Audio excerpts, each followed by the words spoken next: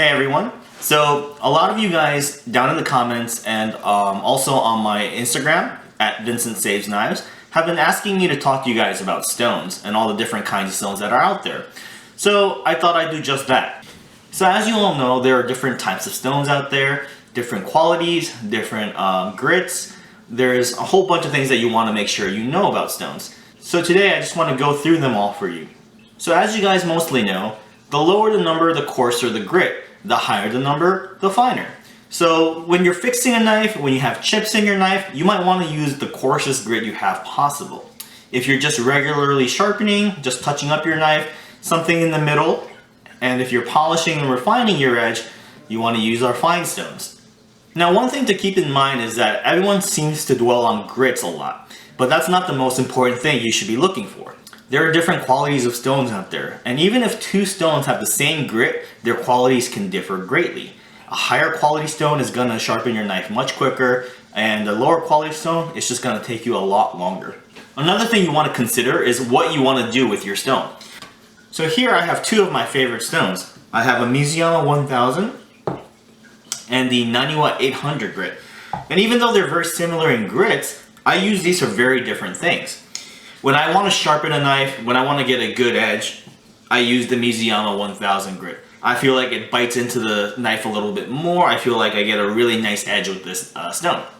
But when I'm trying to finish my knife and give it that kasumi look for these traditional single bevel knives, I use the Naniwa 800. This produces a much creamier sediment that's really good for accentuating and enhancing that kasumi finish on a single bevel knife. You want to consider these things when you're looking for the perfect stone for your situation. So here's an example of me using the Mizuyama 1000. This is a stone that I said bites into the knife a little bit more. I feel like it sharpens my knife and creates a better edge.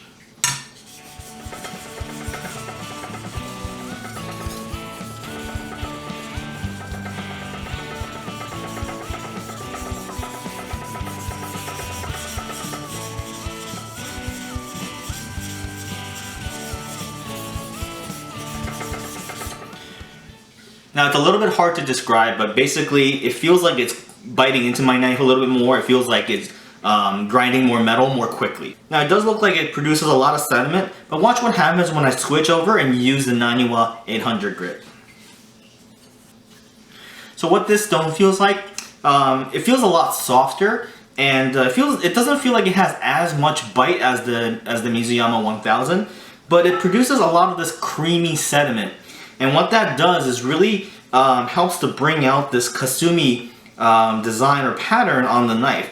And the more you use this, and when you use this correctly, it can bring out the whole pattern really, really nicely. So you can see it's starting to show. It's going to take a lot of time to get this to look really pretty. So I don't have the time to do that right now, but you get the idea. It really starts to bring out the kasumi design or pattern on the knife. So when it comes to finishing stones, what you want to keep in mind is what you're trying to do with your knife. So let's say you're cutting a lot of fatty ingredients like pork belly or salmon, anything greasier, fattier, you might want to use a lower grit finishing stone, something like a 3000 or 4000.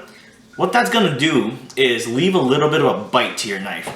It's going to be a little bit serrated on a microscopic level, and that's going to help you cut through that grease and fat that starts to coat your edge. But let's say you work with more vegetables, right? You wanna polish your knife to like a 6000 or 8000, really get that nice and refined, so that when you cut through these ingredients, you do minimal damage to the cell structure of that ingredient, preserving the freshness, preserving the water content, and slows down discoloration as well. So again, with your finishing stones, you want to adjust according to what you're cutting with your knife.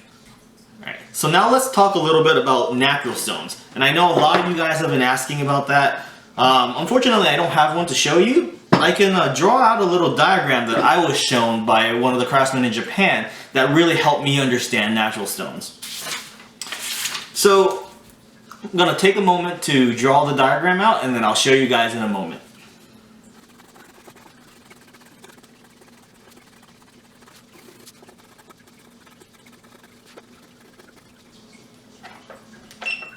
So on the left, I have a diagram of what is a synthetic stone.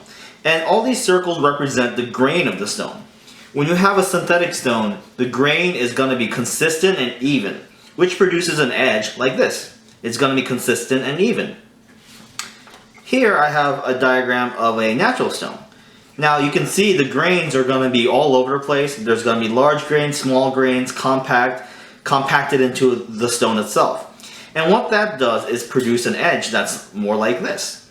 Now you might think that consistency is better in this case, but actually a natural stone that produces an edge like this will stay sharp longer. An edge like this, what happens is when your knife starts to dull, there's still bite to your knife in other parts of the blade. So even though the initial edge gets dull, there's other parts that still bite into your ingredient.